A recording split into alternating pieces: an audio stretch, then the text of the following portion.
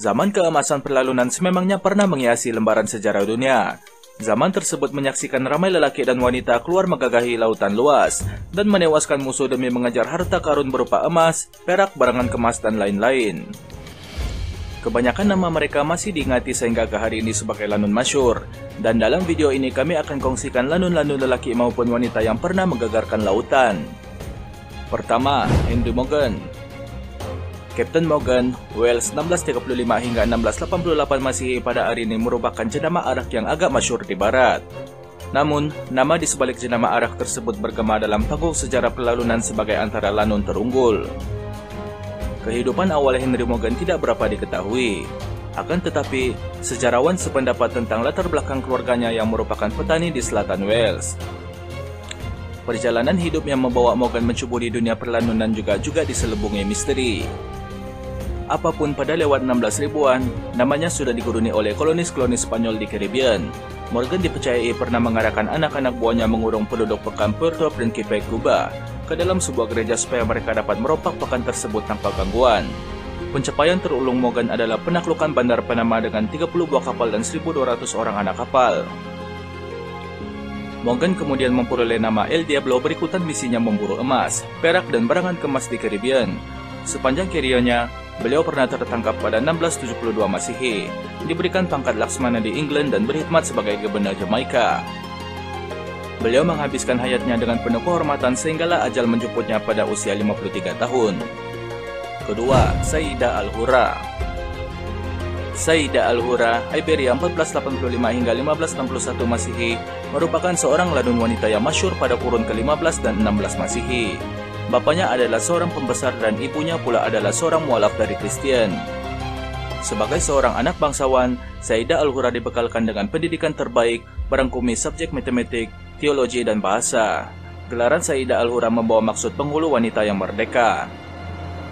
Bagaimanapun pada suatu ketika, beliau memilih laluan hidup sebagai seorang lanun. Sebahagian sejarawan berpandangan beliau tidak dapat melupakan peristiwa kejatuhan Grenada dan bersumpah untuk merebut kembali kegemilangan tersebut. Walaupun beliau tidak mampu mendepani Spanyol dan Portugal secara langsung, Sayyidah Al-Hurra menggugat kepentingan mereka dengan menyerang kapal-kapal dagang milik kedua-dua kuasa itu. Dalam karirnya, Sayyidah Al-Hurra pernah menjalinkan kerjasama dengan orang Quraisy. Walaupun sosok pribadinya dibenci oleh masyarakat Eropa, Sayyidah Al-Hurra tidaklah jatuh disebabkan oleh mereka.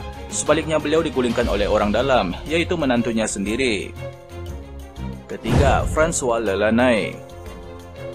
François Lelanay, Prancis 1630 hingga 1669 Masehi, dianggap sebagai lanun paling kejam dalam sejarah. Nama sebenarnya tidak diketahui, namun sejarawan meyakini beliau bermula daripada bawah, bekerja di sebuah ladang di dunia baru sebagai seorang hamba kontrak. Beliau kemudian melarikan diri dan menjadi seorang lanun. Sepanjang tempo itu, beliau berjaya membina reputasi sebagai lanun yang diguruni.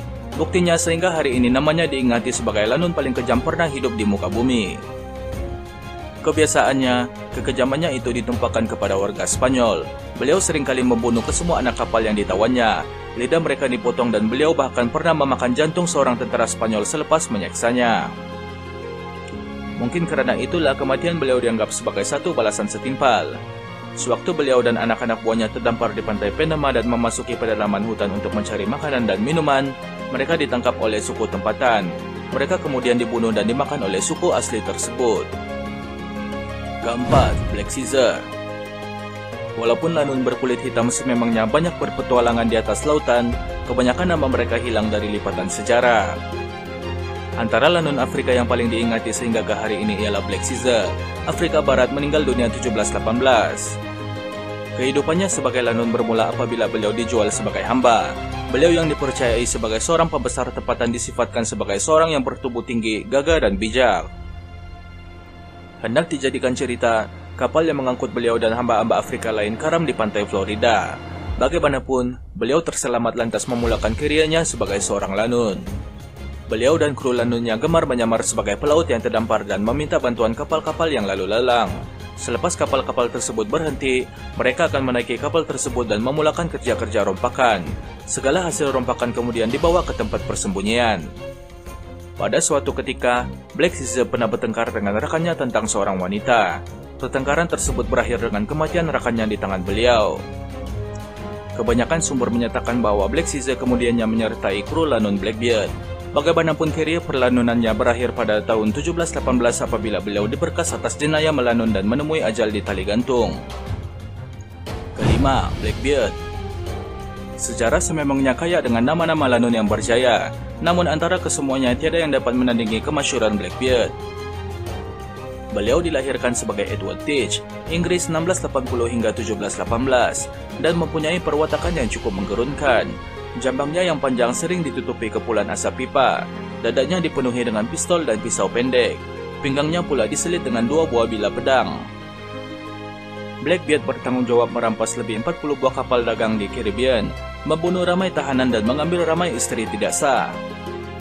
Pada akhir karier beliau, Blackbeard ditangkap dan dihukum bunuh oleh tentara laut Diraja Inggris pada usia 35 tahun. Kepalanya digantung sebagai amaran kepada lanun-lanun lain. Blackbeard dianggap sebagai figura utama pada zaman keemasan perlanunan, dan wataknya sering diromantiskan dalam buku maupun layar perak, termasuklah The Pirates of the Caribbean.